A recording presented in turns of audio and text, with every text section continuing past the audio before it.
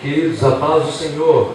Amém. Por gentileza, abra comigo o seu exemplar da Bíblia Sagrada, na epístola, segunda epístola de Pedro, capítulo de número 2, verso de número 9. Primeira epístola de Pedro, capítulo de número 2 e verso de número 9. Enquanto você se localiza, eu quero tributar ao Senhor toda a honra, toda a glória, toda a majestade. Depois externar também a minha gratidão ao anjo dessa igreja, pastor Valdir, pela confiabilidade que nos é dada. Que Deus abençoe. Ao irmão Anderson, que foi ponte, canal de Deus para que estivéssemos aqui. Deus abençoe sua vida poderosamente. A todos aqueles que trabalharam direta e indiretamente para que esse evento e esse congresso estivesse acontecendo. Aos líderes dos outros grupos que estão cultuando conosco, Deus abençoe. Quero também parabenizar a mocidade Paz em Cristo pelo belo trabalho, pela organização. Que Deus continue vos honrando. Amém? Amém. Também aos amigos que me acompanham, são amigos chegados, que eu sempre digo que moram no meu coração e não pagam aluguel. Prazer ter vocês aqui. Deus vos abençoe. Todos quanto encontrar, digam amém. Amém. Nos diz assim o texto: mas vós sois a geração eleita, sacerdócio real, nação santa e povo adquirido, para que anuncieis as grandezas daquele que vos chamou das trevas para a sua maravilhosa luz. Se assente adorando o nome de Jesus. Permita-me, antes de ministrar, anunciar o nosso material. Após o término do culto, nós estaremos à disposição dos irmãos que queiram nos abençoar. Eu tenho um tema em DVD que traz por título 3 sopros e um recado, uma mensagem poderosa. Os irmãos que queiram nos abençoar, nós estaremos à disposição dos irmãos. Porém, todavia, eu não vim vender peixe, vim distribuir pão. Palavra de Deus. A Bíblia diz no livro de Êxodo 25, que Deus vai dar uma ordem, um decreto a Moisés dizendo: reúna o povo e diga a eles um decreto, dizendo para que eles possam vir e trazer oferta alçada, oferta voluntária, de ouro, prata, cobre, de pele de cabra, púrpura, carmesim e toda espécie de linho fino, para que construamos uma casa para o Senhor. Então Deus vai dar a Moisés um projeto chamado tabernáculo, onde o povo iria cultuar o Senhor e prestar a Deus a sua gratidão.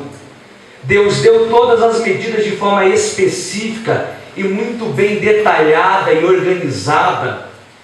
E dentro de uma organização específica, logo na entrada haveria o altar do sacrifício, logo na sequência a pia de bronze ou a bacia de bronze, onde o sacerdote e sumo sacerdote iriam se lavar antes de adentrar ao recinto.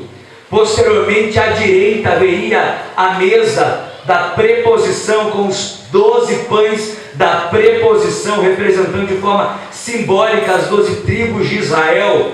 Do seu lado esquerdo haveria o candelabro, 7 castiçais de ouro, mais conhecido como menorá, aonde era uma haste central, que era dividido por 3 hastes à direita e à esquerda. O azeite consagrado descia na haste central e se dividia para as outras hastes. Isso daria toda a iluminação do recinto. Logo à frente haveria o altar do incenso. Por isso a Bíblia diz que o incenso, a adoração sincera, subiria até as narinas de Deus como um incenso suave e agradável a Deus. Logo na sequência haveria um véu de 18 metros de altura por 12 de largura, que iria separar, que iria dividir o santo do santíssimo lugar. E lá dentro do santíssimo lugar haveria aquilo de maior preciosidade, de maior importância, a arca da aliança, ou a arca do concerto, que era um caixote de madeira, feito de madeira de acácia, revestido por ouro, onde haveria uma tampa chamada de propiciatório, onde haveria 4 argolas nas suas extremidades, 2 querubins voltados de frente um para o outro, e segundo a história, era no meio dos querubins que a Shekinah de Deus era manifestada no meio do povo. Isso era o tabernáculo, que era a casa do Senhor, porém era uma casa móvel, fácil de montar e fácil de desmontar. Então o povo ia caminhando, sendo liderado por Moisés, mais de 3 milhões de hebreus, e no meio do caminho eles montavam e desmontavam o tabernáculo. Porém, posteriormente, no século 11, ano de 990 a.C., vai nascer no coração do rei Davi o desejo, o sonho de construir uma casa fixa para o Senhor. Porém, Deus vai se manifestar a ele dizendo: você não construirá uma casa para mim, pois sobre as suas mãos existem sangue. Até porque a Bíblia diz no livro de 2 Samuel, capítulo de número 11, que Davi veio a de fato materializar o pecado do homicídio e também do adultério. Porém, não foi dado a ele essa obrigação, esse privilégio. Isso vai recair sobre o seu filho, o rei Salomão. Todo o material já havia sido colhido e arrecadado. Agora fica a Salomão a incumbência, a missão de construir a casa fixa para o Senhor, com as mesmas medidas específicas, organizações, posições dado a Moisés no Êxodo 25. Da mesma forma vai se cumprir e vai ser criado o templo de Salomão. Porém, a história diz que no ano 586 a.C., Nabucodonosor vai invadir a cidade de Jerusalém, não vai poupar nada, vai destruir toda a cidade, vai saquear o templo. Agora vai ser materializado as palavras de Jeremias, dizendo que o povo iria pagar pelos seus atos promíscuos, pois Deus perdoaria os seus pecados, mas toda ação seria acompanhada de uma reação, seria materializado a lei da semeadura. Agora eles vão ser exilados, vão passar por uma escravidão que duraria 70 anos de cativeiro. Após isso ser materializado, os remanescentes vão retornar do meio de Babilônia para o centro de Jerusalém. A grande maioria já havia se dobrado perante Baal, Astarotes, Azeras, deuses pagões, mas sempre haverá e sempre Deus levantará os remanescentes. No século 21, ano de 2016, muita gente não acredita mais no tocar da trombeta, não acreditam mais no arrebatamento, mas sempre existirá aqueles que são os remanescentes, que irão acreditar na palavra dita pelo próprio Deus. Os remanescentes vão voltar para o centro de Jerusalém e vão construir o templo de Zorobabel. O templo de Zorobabel vai ser construído com as mesmas medidas específicas, porém lá dentro do Santíssimo Lugar não havia aquilo que era de maior importância da época, a Arca da Aliança, porque a história diz que um pouco antes de Nabucodonosor invadir a Jerusalém, saquear o templo, a Arca da Aliança simplesmente vai desaparecer. Então, segundo a história, o sumo sacerdote com o sacerdote foram até o Rio Jordão, puseram uma pedra nas suas mãos, trouxeram para dentro do templo e puseram dentro do Santíssimo Lugar uma rocha, uma pedra representando a Arca da Aliança. Porém, no século 515 vai ser materializado o maior templo já construído até então, o Templo de Herodes.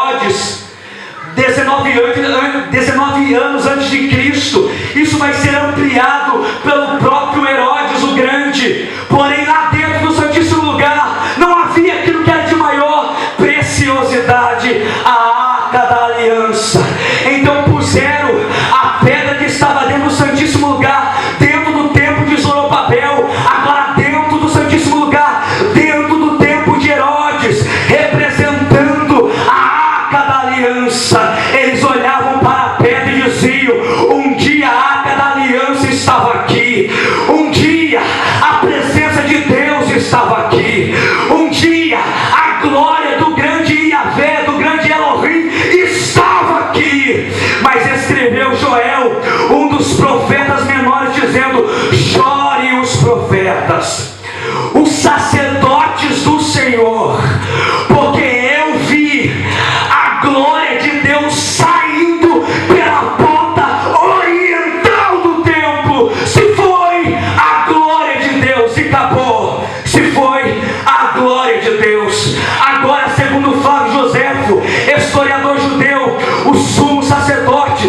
que era tirado na sorte para ver qual receberia o privilégio de adentrar o Santíssimo Lugar e representar o povo lá perante a presença de Deus, ele vai passar o véu, lá dentro ele vai olhar para os quatro cantos e vai verificar se não tinha ninguém olhando.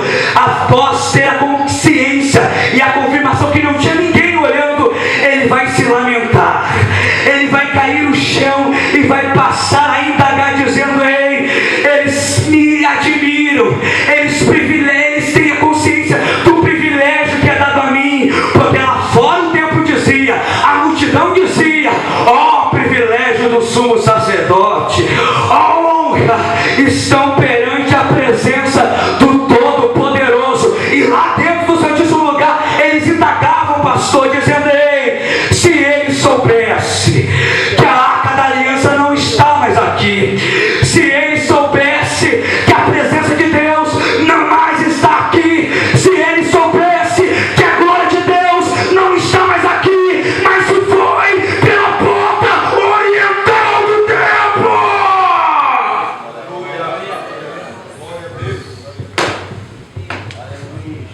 Eles indagavam porque não sabiam, porque não tinham conhecimento do que representava a pedra.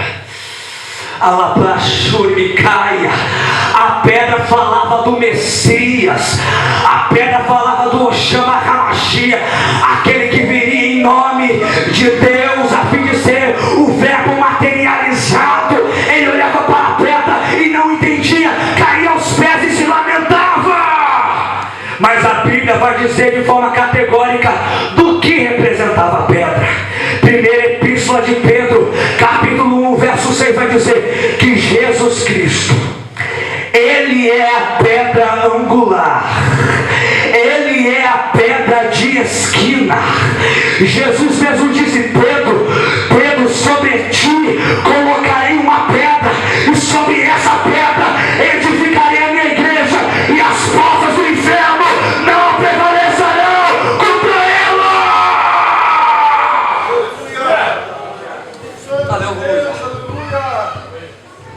Existem momentos que nós temos dificuldade em ver Deus. Nós temos dificuldade em ver Deus no meio do desemprego. Temos dificuldade em ver Deus no meio da calúnia. Temos dificuldade em ver Deus no meio do desprezo, no meio do anonimato, no meio da sequidão espiritual. E nesse momento nós passamos a viver aquilo que eu chamo de crise do ponto de interrogação, crise existencial, período que você para indagar a Deus o porquê dos acontecimentos, porque fugiram do seu controle. E eu não conheço ninguém que nunca tenha passado por uma crise existencial. Eu repito, eu não conheço ninguém que carregue uma chamada, que nunca tenha passado por uma crise existencial. Jovem, você que me ouve, quem sabe você colocou no seu coração ser fiel a Deus, esperar a pessoa certa para casar e constituir família. Você sabe que não é vitrine, você sabe que não é produto de liquidação.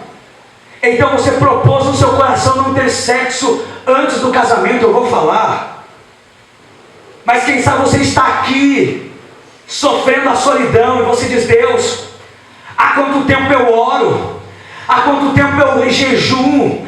Há quanto tempo eu busco ao Senhor? E parece que as coisas não acontecem. E nesse momento você olha para alguém que carrega uma aliança no dedo e leva uma vida de promiscuidade. Fica com um aqui, fica com outro ali. Cuidado com esse negócio de fica, que Jesus volta e você fica. Mas você olha para ela e diz: ei, Deus, se eu preservo a minha vida, se eu é que espero no Senhor, se eu é que tenho renúncia e conduta, por que é que eu estou sozinha? Por que é que eu estou sozinho? E ele, que leva uma vida de depravação, de sexo livre, vai casar. Você é dizimista, ofertante na casa do Senhor, está aqui e sabe que está morando de aluguel, a despesa está quase vazia, as portas estão fechadas, você veio a pé, e você olha na janela e vê o seu vizinho, que é um adúltero, ateu, pagão, mas já saiu do aluguel faz tempo, está com a casa própria, o carro do ano está na garagem dele, os seus filhos estudam na melhor escola da cidade, e você diz: Deus, se ele não tem temor, se ele não te serve, se ele não te busca, por que é que ele tem bastância e eu aqui sou dizimista, ofertante, passo necessidade? Você tem buscado a Deus, tem navegado bem menos na internet, navegado muito mais nos 66 livros da Bíblia, tem subido um monte, orado, consagrado, porque você sabe que tem uma chamada, mas parece que ninguém te vê, parece que ninguém te estende a mão, parece que ninguém vê potencial em você, e você olha para a vida de alguém que leva uma vida bem mais ou menos, mas ele está com a agenda cheia, ele prega, glória a Deus, o Espírito manifesta, e você diz: Deus, se eu é que tenho uma conduta real contigo, estou pagando o preço, estou aqui esquecido, e ninguém me vê, ninguém me dá uma oportunidade, por que ele leva uma vida fora dos seus princípios, e está com a agenda cheia, e está de fato pregando, Deus está usando, sendo que ele de fato está em adultério, em fornicação, compra não paga, empresta não devolve, e você diz: Deus, por quê? Alguém recebe uma oportunidade aqui e vai dizer: irmãos, eu quero testificar porque o meu marido foi liberto do vício do alcoolismo, agora é diácono da Assembleia de Deus. A minha filha abandonou as baladas, a depravação do sexo livre, e agora faz parte da mocidade.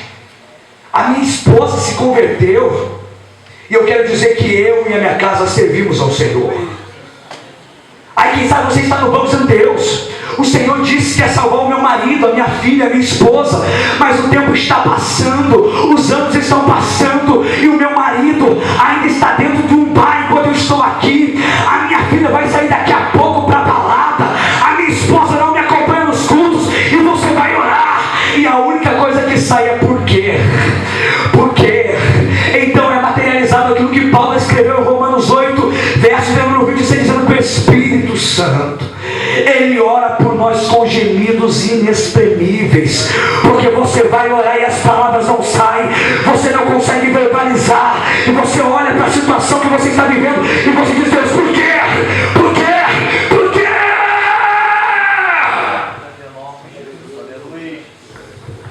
Aleluia.